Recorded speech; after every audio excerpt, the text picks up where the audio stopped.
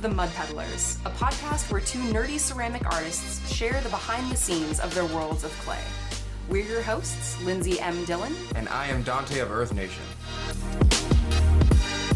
Today we are going to be talking about commissions. We referred to ourselves earlier as like professional potters, which is weird to say, but it's true now. Yeah, right? Professional ceramic artists. We're professional ceramic artists now. But in between the stages of becoming a professional and still learning my craft to where I'm comfortable enough to start selling my stuff and be professional is commissions. Where like I felt like I had to take commissions on a certain level.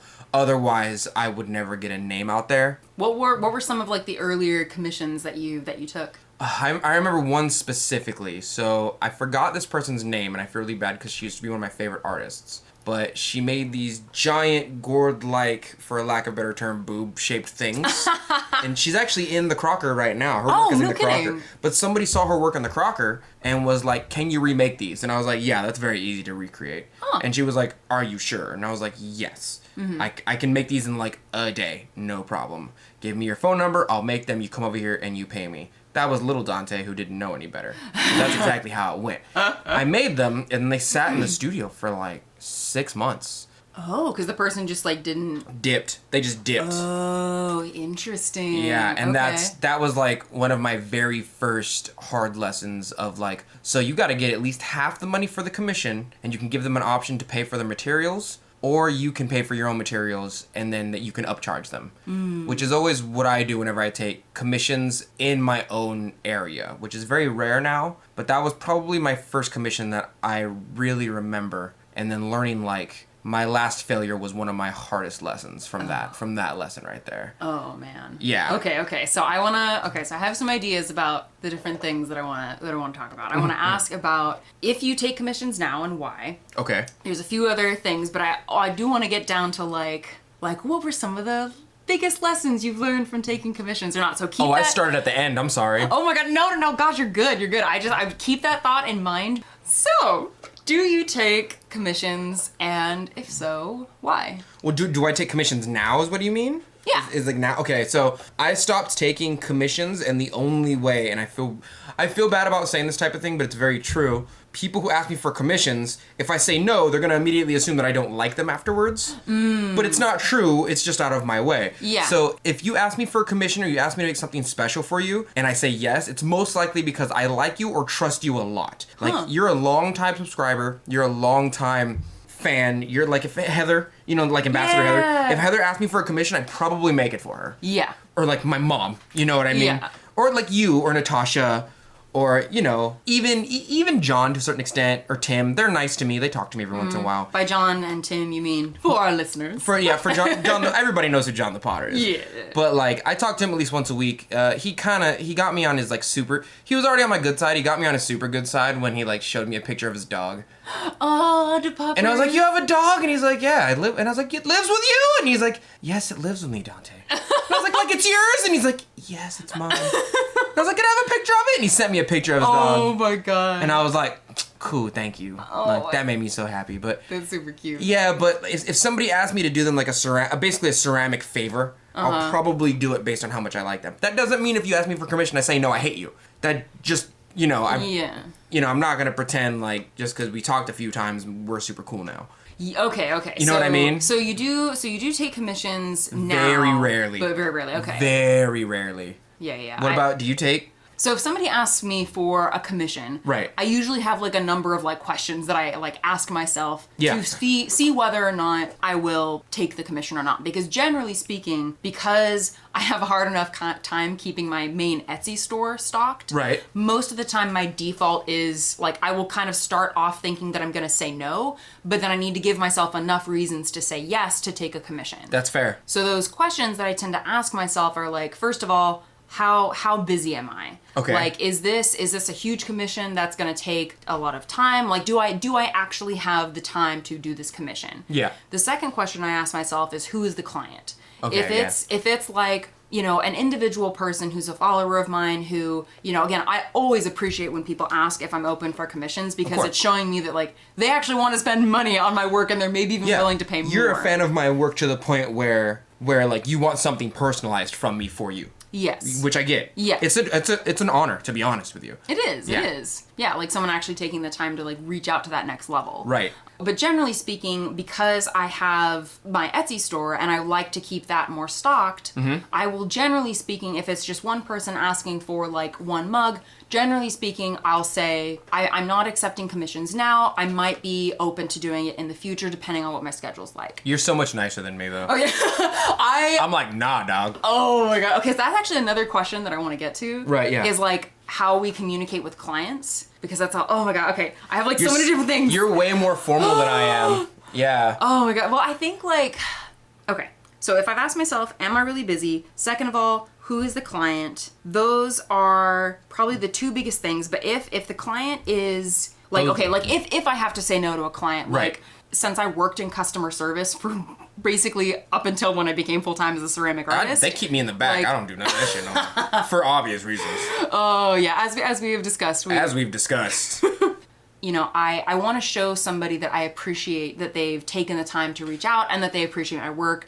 And then I will try and find a way to keep a little bit of a door open in terms of like, again, maybe not right now. Right. My might in the future. But like, how do you navigate that in terms of like if somebody has asked you for a commission and you... Well, the first two things that you said were also kind of on my list where it's like, am I busy? Am I too busy? Which I'm always usually busy. It's just how busy am I? Yeah. Like if I can if I can pound out 20 mugs and along the way the 18th mug is your mug, you know what I mean? Because most people who want like a commission for a mug are people who want like a basic mug in special colors or a special symbol on them or a special wording. Yeah. Which isn't really that difficult. It's just like, do I have the time to do it? Because as potters with our kiln loads, we're not making one thing at a time. Yes. We're making things in batches. Yeah. And so that is, well, will it fit in my kiln? Do I have the time for it? Do I have to make a whole new color for it? Can I buy the color for it? If I have to buy the color for it, I'm upcharging you that color plus more because I have to go get or order the color.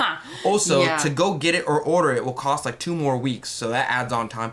Like there's so many variables, but that's the first thing that I ask myself as well is do I have the time for it? Yes. The second one is, how much do I like this person? I love how blunt you are about that. How much do I like, if Abel wants a commission, basically my wife, she's getting it. And half the time I make her stuff and she's like, that's not what I wanted. And I'm like, it's okay, baby. I still love you. But I swear if a customer said that to me, I'd be like, you're paying for it anyway. I already made it. So, yeah, that's the second thing. The third thing for me is how much of a bother would it be for me to make it regardless of my time or how much I like the person. So I recently had to drop a commission because my sources for getting the materials for what they wanted were so little because of COVID and a lot of stores shutting down that it literally wasn't worth my time to even think about it for the next month. Because like I didn't have the clay, I just restocked the store, they wanted a rose in like gold luster. Yeah, they wanted it like stenciled on. They wanted like a silk screen. They wanted like a very specific rose and a very specific color, which means I would have to go and get the color or make the color if I didn't already have it in stock. And then I would have to go get a special kind of clay because they wanted white clay. Like it literally would take me too much trouble. And by the time that I would add all these costs and my time up together, the mug would cost like $100. By that time, it's more advantageous for you to just buy something from my website, literally, than to just like have me make this and charge you double, if not triple, the price of a regular mug. My mugs go for like $50 max on my website, and those are the nice ones. I'm gonna charge you like $100 something for all this special junk, and that's kind of my third one. My fourth one is like, how specific are they gonna get? I had this one commission that I followed through with, but I didn't like it. This lady wanted a seafoam green color like the fridges they used to have back in like the 1930s to 50s. Oh yeah. You know what I'm thinking about? Yeah, absolutely. That weird like bluish aqua seafoam color. Yeah. But she wanted that specific color. And she wanted 2 vases that were at least a foot tall.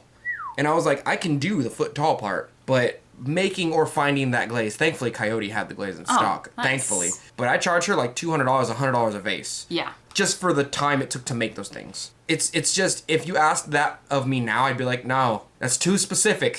You want a very specific shade of green. No.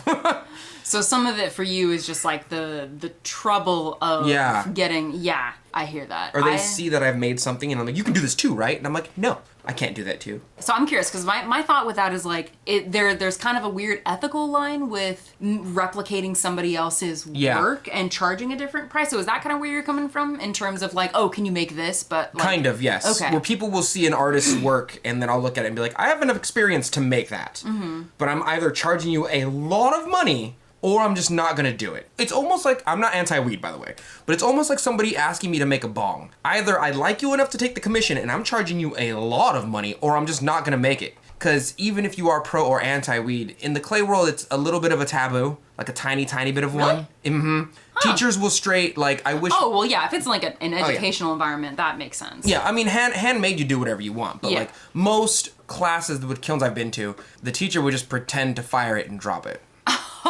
Yeah. Whoopsies. Yeah. Oh my gosh. Oh, it broke. Oh my god. There's a YouTube video about it, actually. That's hella funny. I'll see if I can find it for you guys and post it. But it was like, how to fire a bong. And this guy was like, sometimes students like to make these weird shaped faces. Oh no! Oh my god. He's like, oh, well, guess I have 3 more. And he swung his arm. He's like, oh my god, they all broke! Guess they're not passing. Ooh. Like, he was like, I'm not gonna fire bongs for you. Yeah. I think if I was a teacher, it'd have to be a really nice bong. I would have to be like, either make a better bong or stop this foolishness. Yeah. Pick one. Well, I think that goes to say that, like, I think as artists, we get to kind of pick. It's like, not only, okay, do we have the time? Is it worth the effort? But also whether or not we're interested in making it. Yes. Like, True. I've had various people suggest, like, oh, like, have you ever considered making this? Or have you considered making this? Or actually, a lot of the times they say, you should make this! Yeah. Which is another thing.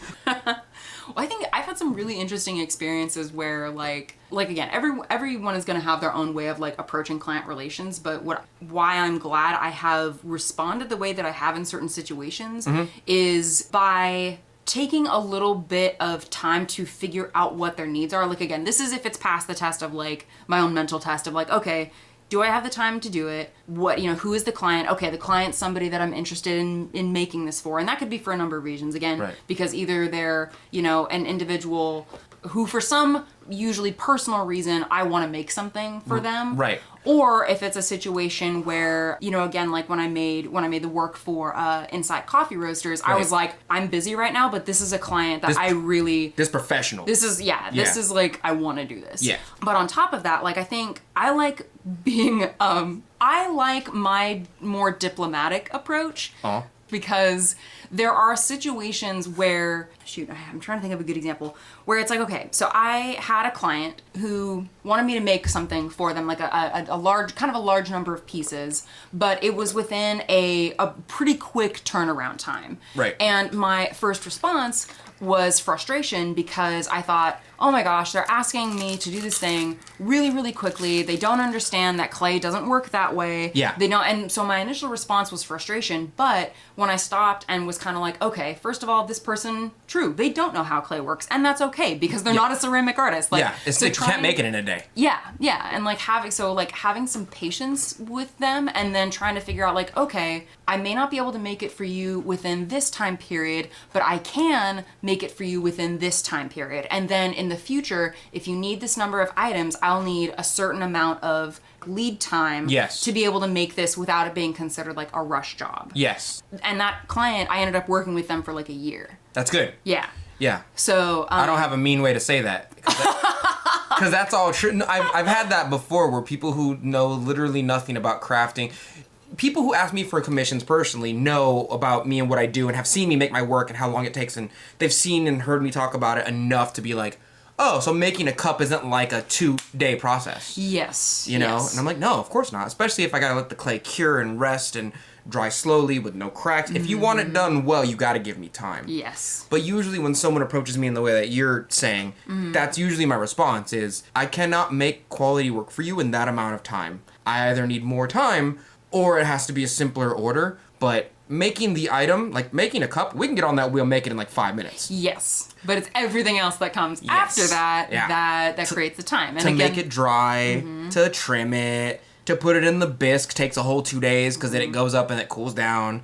To glaze it takes less time than to let it cool down. Jeez, you know? Yeah, yeah. Well, and then like you're saying earlier too, is that it's like also whether or not that piece is going to fit into a making cycle you're already a part of. Yes. Or are you going to have to start a whole new thing? Because like I've had a situation where it was like kind of a one-off decision that I decided to make like this cup for somebody, and I included it in my making cycle, and then the piece broke. Like I can't remember what happened, but it couldn't use it, and so it was like, oh shoot, like I'm gonna have to contact this person and say, I'm so sorry. Yeah. Like, okay, well, in that situation, I have two options. First of all, I can either, contact that person and say, I'm so sorry. I'm going to have to make this piece and make it fit into my upcoming making cycle, which could take another month. Right. Or because my kiln is relatively small, I could make the decision to drop it. Just like have just the one piece in that kiln and like fill the kiln with like kiln furniture or like old mugs. Yeah. To still have the heat distribution be proper.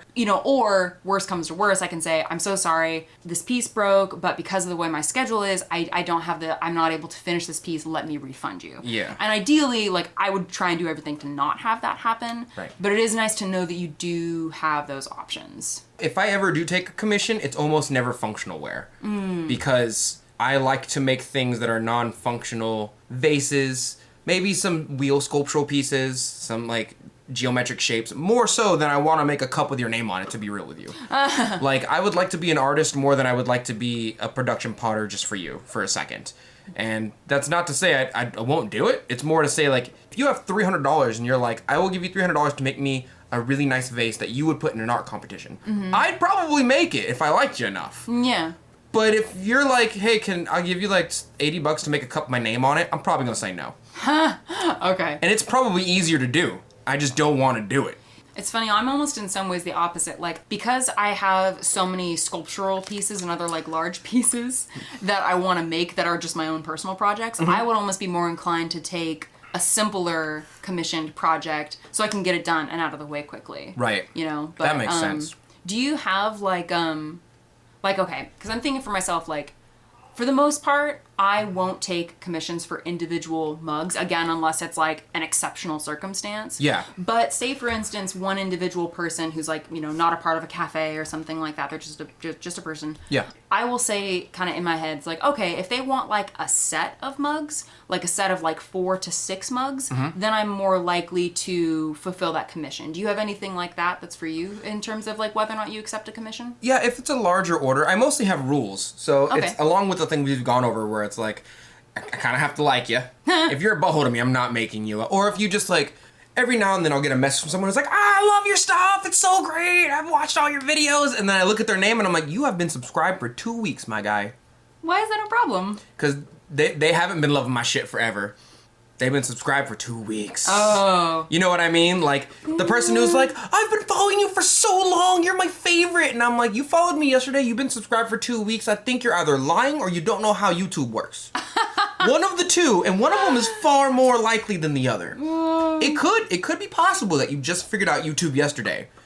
But it also could be possible that you're about to ask me a favor or a question you're trying to get on my good side. Oh. I'm not... Interesting. I wasn't born yesterday.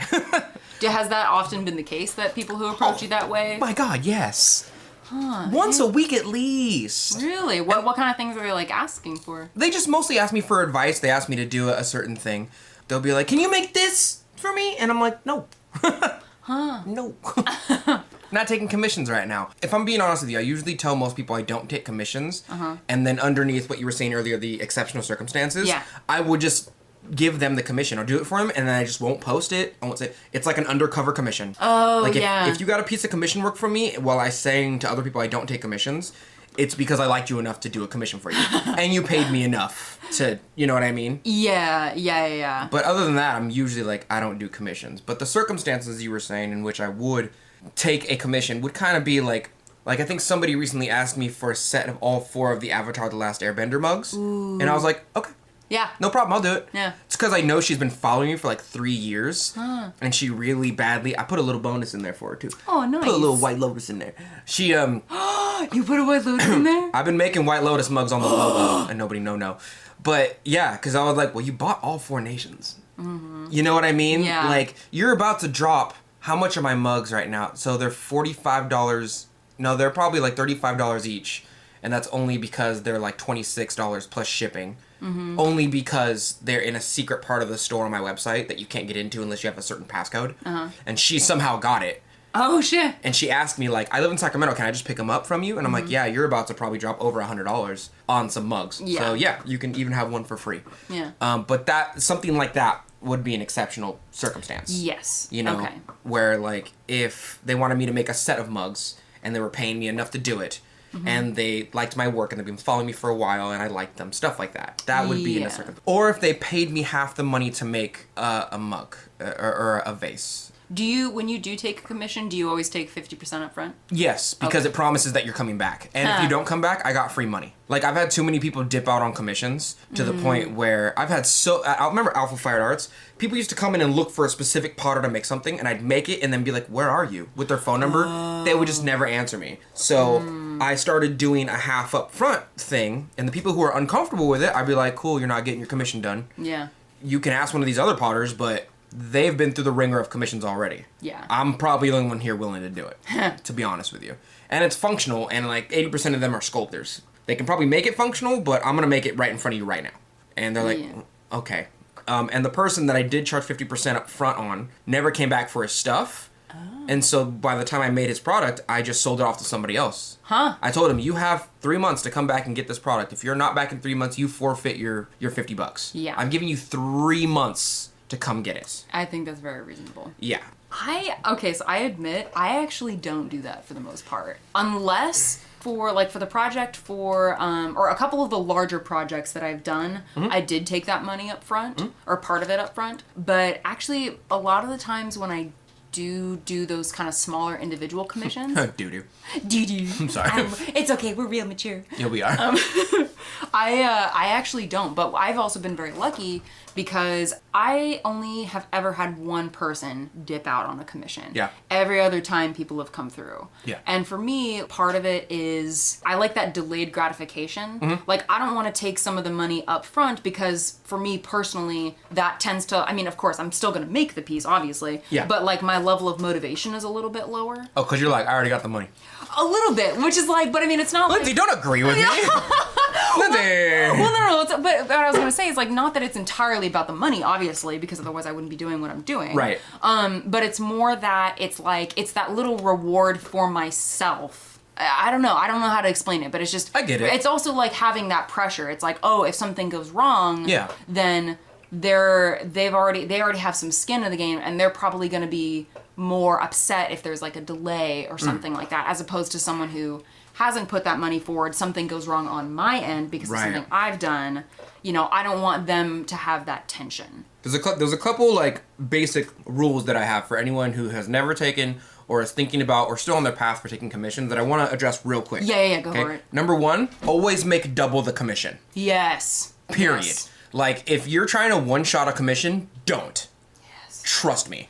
Oh. There's so many times, especially because unless it's huge, especially because whatever you're making, if it fails, it's going to cost double and they won't do business with you again, most likely. Number 2, if you succeed on both of them, you're going to sell the other one off to somebody who also wants something that special, you know what I mean? Yeah. Number 3, if one fails and one succeeds, or let's say they both succeed and one's just not as nice, you get to give them the better one. Yes. You know what I mean? Like, there's almost no negatives other than a little bit of extra work to doing double the amount of work for that commission. Number 2, the more difficult the commission is, the more I'm charging you. And the more I charge you, that is a wall for you. If you do not get past that wall, you didn't want it bad enough. If you want one of my mugs from my website, it's like $50 max, and that includes shipping, right? Mm-hmm. But if you want a special mug just for you with gold lace on it, you want it to be a certain amount of ounces with the handle a very specific way and certain symbol on it, and you want it silk screened and you want it in 3 weeks. You know what I mean? Yeah. Like, I'm charging you like $100 and something. If you don't agree to that price, you guess you didn't want it that bad, now did you?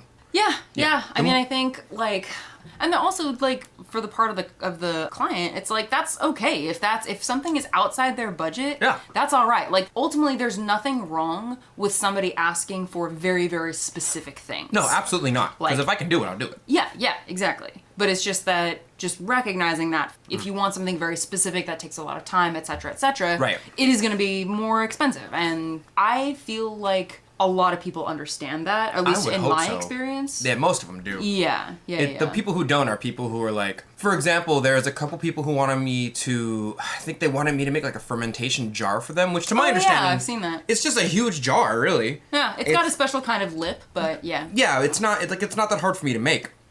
That being said, in order to be proficient at it, I would have to practice doing it on a smaller level for a while in order to make a bigger one. Mm-hmm. That means you're asking me to develop a whole new skill, which means I'm charging you extra. Yes. Like, if you're like, oh, I want this color they don't have in stores, but you make glazes so you can make it, right? I'm like, yeah, but you understand it takes me a month to make a new glaze chemically. Yeah. And then to test it, see if it's safe for you, test it out, see what clay it works on best, and then remold whatever you want, and then do your commission along with that color. Like, you're asking me basically to develop a whole new skill. Yeah. I'm charging you out the butt. I'm charging you I'm charging you like 4 times more than what a regular cup would. And I'm probably going to ask you for half the money up front. Mm-hmm. That being said, the third thing I always worry about with commissions, maybe the fourth, I lost count. Nah. Counting's dumb.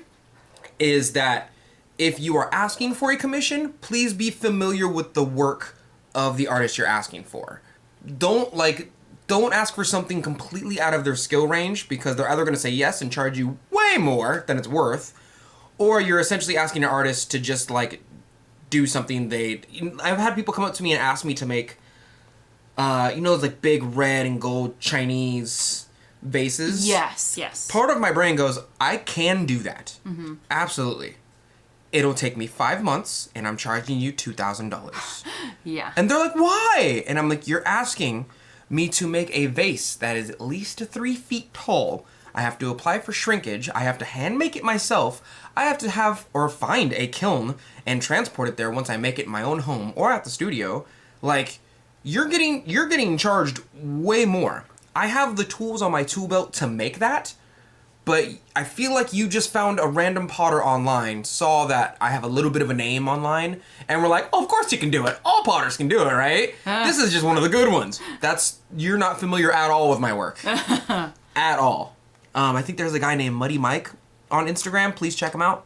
He don't know me. I'm just saying. I like his work. Uh-huh. He makes like functional sculpture mugs. Oh, they're cool. Mugs with like tongues for the handles. Oh, that's cool. And they're super cool. But if you asked another potter to do that, who doesn't do like sculptural functional work or sculptural work at all, they'd be like, all right.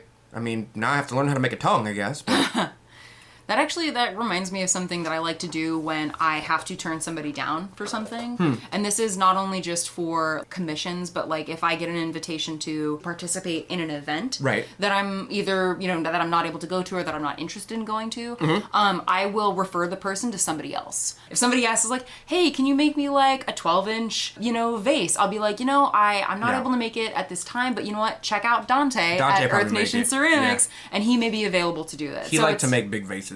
Yes. It gives you an easy out, yeah. but it also helps keep the relationship positive. Agreed. Because that person goes, oh, like, thank you for suggesting another person, because it helps them get what they want, and it also gives them a positive association with you. Yeah, no, that's a good way to put it. You're so much more diplomatic than me. But, again, it comes from years of customer service, and I think that's the thing that's kind of interesting about customer service, because of course, on the one hand, there's this element where, a lot of folks in customer services do not have their humanity acknowledged, which is really not a good thing. Very true. But I am also I'm grateful for the skills it has taught me in terms of diplomatically getting what you want out of a situation, or at least, again, just creating a positive you can change experience. the vibe by being you can change the whole vibe by being a certain way. And yeah, I've muted that because I'm like one of two ways. I'm either like, I love you, or I'm like, get away from me. You were mean to me one time 5 years ago, and I remember it very well.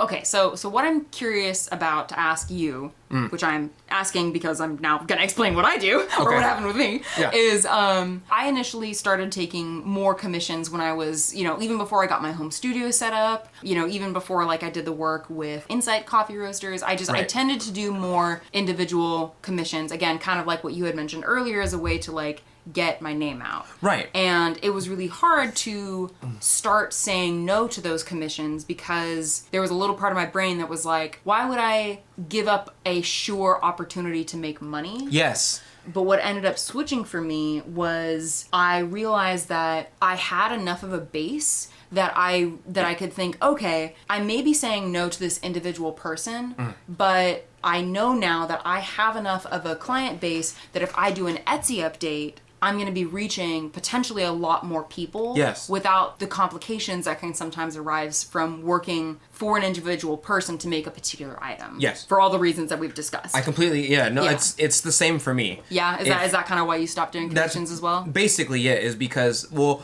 I had this mentality of, like, promised money is always better than potential money, and now I have the mentality of I have enough base to where I can fish out a net of potential money enough to where promised money on a lower level doesn't matter. Like, what do you mean by potential versus promise? Because in my mind, those are kind of the same thing. Potential money is I can make a bunch of mugs, put them on the internet, and a bunch of potential people might buy them. Yeah. But I have enough of a base where I can probably reassure myself that people will probably go to earthnationceramics.com and like, I'll buy this, I'll buy this, I'll buy this. That time could be spent making more of that. Yes. More so than someone saying, hey, I will give you $50 to make me a handmade mug. You know what I mean? Like, my brain goes, or I could just make my mugs that cost like $40-$50 anyway, put them on the website and sell like 3 times more in that same amount of time. That's potential, but you're promising me money. You're saying if you make this, I will pay you. Gotcha. Okay.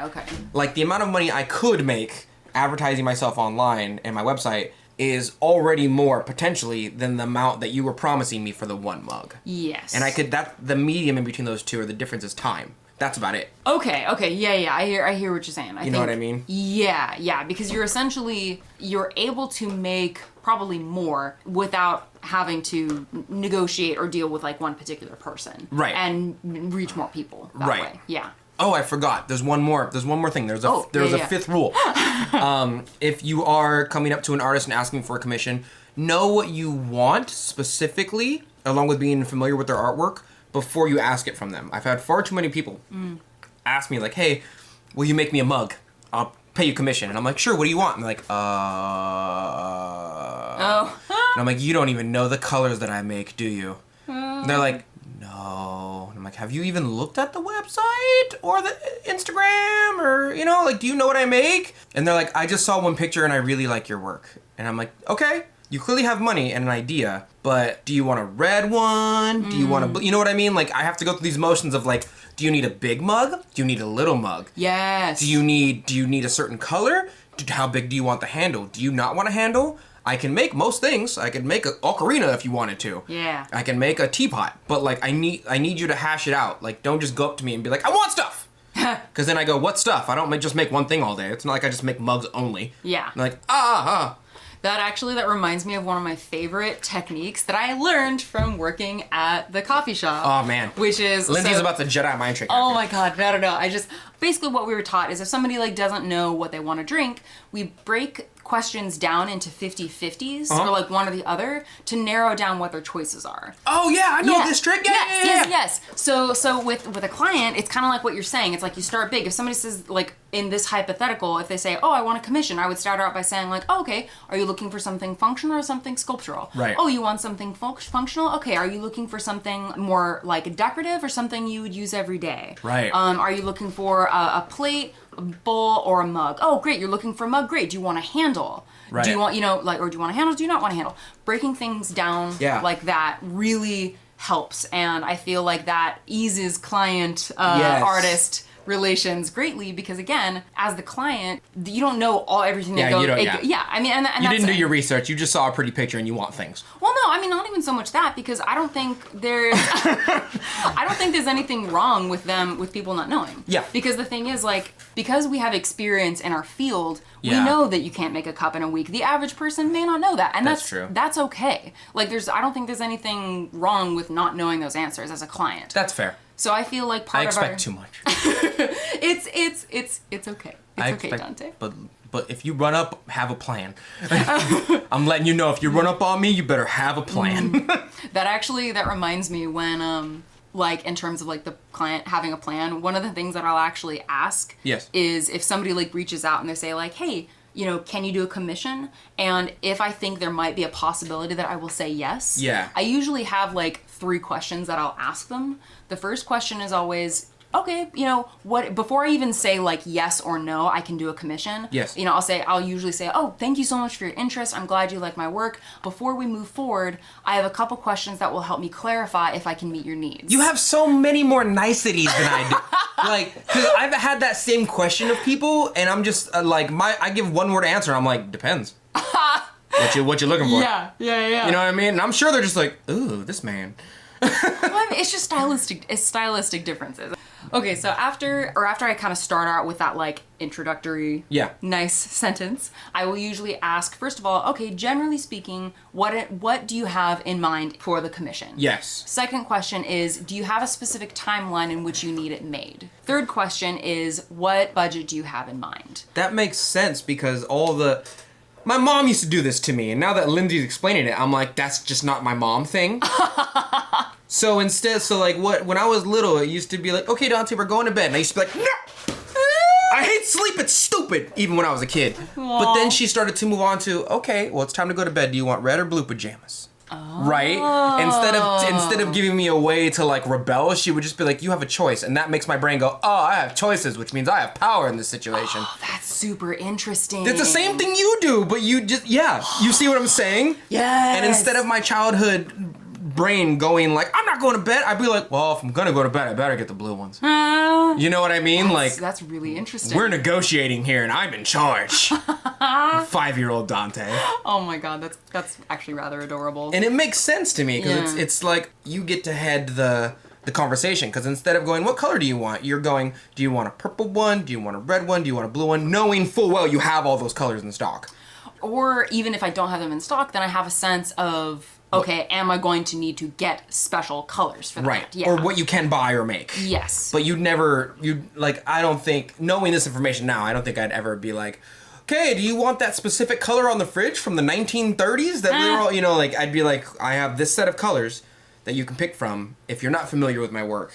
Are you looking for this color, this color, this color? You know what I mean? Yeah. So that makes way more sense. Yeah. Well, I think it also helps to really quickly determine whether or not I'm going to be working with this person as a client. True. Because if they, hypothetically, if somebody wants a really elaborate thing, but their budget is $50, right. I can say, I'm so sorry, I'm not able to make that for this budget. But let's say hypothetically, let's say they want something that is beyond what their budget is. Okay. But it's still a person that I have decided that I want to work with. I want to make this commission for them. Okay. What I can do is then say, okay, I'm not able to make exactly what you're looking for within this budget, but if you're still interested in working together, here's what I can do, and I'll kind of give them 2 options to fair. Start going down into. So you really dig out the path, and you're like, I'm not going on the grass. Yes. We have these 2 or 3 paths. And if you want something, we got to take one of these. That makes sense. And I decide, and I do all of this before I even officially say yes. That's fair. What do you say when you have to say no? Like if you've gone through all these steps and you're just like, nah. Well, usually something will have popped up along the way relatively quickly for a number of reasons. So let's say hypothetically, so the first question I ask is, what in general do you want? Right. If they want something that sounds like something I'm absolutely not interested in making, that will become clear right away. Second question, do you have a specific timeline in which you need it made? If I have an Etsy update that I'm making for, and they need something done in a week, that says, then I go to, okay, I'm not able to make it within the timeline that you have, but if you are willing to wait a little longer, I can do this commission after this timeline. So that kind of does that. And then the third question is, what is your budget? That will also pretty quickly indicate whether or not, I need to say no. I see. So, okay. And also in general, it helps weed out people who are kind of have just a fleeting interest. Yeah. Because if you're not willing to sit down and actually answer all 3 of those questions, you probably either, again, and for totally valid reasons, aren't as interested in having this thing made. Yeah. Or you might be a potentially more difficult client to work with than I am willing to work with. That reminds me, I had made a video where I was talking about what your first kiln should be that you buy. Remember that? I love that. And it was a lot of people in the comment section were like, thank you, because before the video I had posted do you want a kiln? Or are you that guy who just like saw a YouTube video of someone doing something with a kiln and now you really want one, kind of like a dog, but you're not gonna walk it every day? But like, yeah, I think it's that same thing where it's like you have a fleeting interest because you were like awestruck by something you saw on Instagram or Etsy or whatever, and now you really want one, but like you didn't hash out all the details of like, you know, how what it's gonna take to get there. Yeah. And your line of questioning makes sense. Yeah, I find it helpful, and again, like, even if I have to say no to somebody, yeah, keeping that a positive experience, even if they don't buy anything, they may become a follower. Yeah. Who, you know, again, maybe down the line decides to purchase my work, or even just follows. I mean, even that in of itself is appreciated. Right. Yeah, I find that helpful. Yeah. I'm gonna try and be nicer to people. Well, I mean, I said try. Don't get excited, guys. It's okay. I said try. But I mean, it's also, again, like, I say that coming from my background, but you have clearly proven that you are a successful artist with your methods. So I mean, that's all to say that, you know, just with ceramics, like, there are many different ways of going about it. It's only because I'm pseudo-useful. Like, it's only because people are like, my teacher just kind of said do whatever and went into his office and dicked around. Because of that, so many people go to the YouTube channel and they go like, oh, that's what I'm doing wrong. Yeah. That's what's going on. But yeah, I'm gonna try and be a little more diplomatic. I feel like I need like a faux diplomacy course now. Yeah. It's like diplomacy with Lindsey and Dillon. Customer service with Lindsey. Oh God. And then like I'm behind you like, nah. Well, we'll make it a YouTube video, Donte. If they're not talking money, I don't want to talk. I don't even like money that much, really. I got enough. Like, I just need to feed myself and keep doing my artwork, and as long as I'm, yeah. So one thing I was thinking is, earlier you talked about, like, some of your learning experiences. Right. With working with clients and doing commissions. So what are some of the biggest lessons you've learned from working with commissions, besides making double what the actual commission is? So, well, that's one thing that I learned, kind of, is that I take 50% of the commission up front. Okay. And I do that because if you dip out on the commission, I still made money, and I'll make double if you don't come back within 3 months, which I think is a lot of time to pick up your commission. The second thing is that if something takes a new skill for me to learn, if someone's like, oh, I want a mug, but I want you to, like, carve my name into the side, I'll be like, okay, yeah, sure, whatever. Mm-hmm. But if someone's like, oh, I want it carved into the side, and then I want it like gold luster, and then I want it to be a specific style of blue, I'm like, all right, I can do that, but I'm gonna charge you a lot more.